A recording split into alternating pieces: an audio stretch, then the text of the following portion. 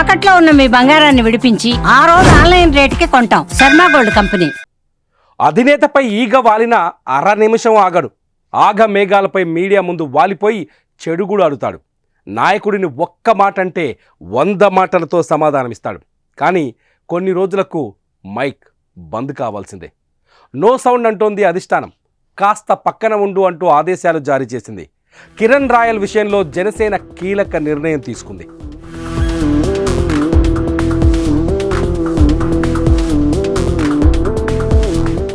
Tirupati Janasena party incharge Kiran Royal చిక్కుల్లో పడ్డారు.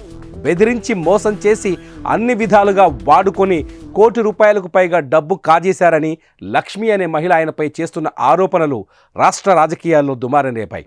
అదేవిధంగా మహిళతో సన్నిహితంగా ఉన్న వీడియోలు కూడా సోషల్ మీడియాలో వైరల్ అవ్వడం కిరణ్ రాయల్ వ్యవహారం రచ్చరంబోలయ్యింది. ప్రతిపక్షాలకు కిరణ్ రాయల్ మంచి స్టఫ్ అయ్యారు. ఆయన వ్యవహారంతో జనసేన పార్టీని ఏకిపారేస్తున్నారు.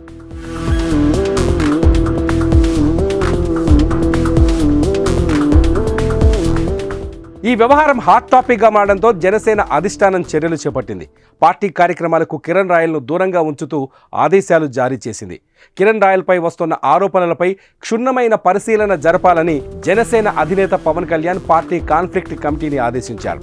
విచారణ పూర్తయ్యే వరకు పార్టీ కార్యక్రమాలకు దూరంగా ఉండాలని సూచించారు.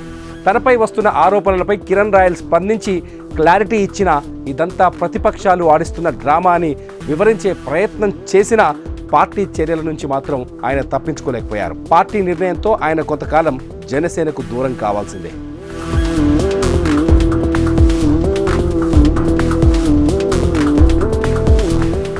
కిరణ్ రాయల్ పవన్ కళ్యాణ్ వీరాభిమాని. పవన్ కళ్యాణ్ జనసేన పార్టీ పెట్టినప్పటి నుంచి ఆయన వెంటే నడిచారు.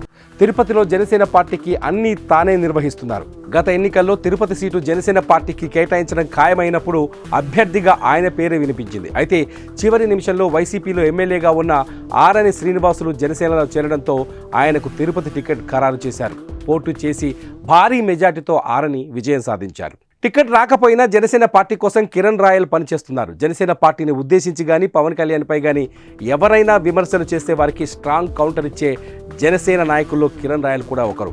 ఇప్పుడు ఆయనపై మహిళ సంచలన ఆరోపణలు చేయడం, వీడియోలు బయటకు రావడంతో చిక్కుల్లో పడాల్సి వచ్చింది. మరి పవన్ కళ్యాణ్ వేసిన కమిటీ ఏం తేల్చనుంది? కిరణ్ రాయల్ భవిష్యత్ ఏంటన్నది త్వరలో వేచి చూడాలి.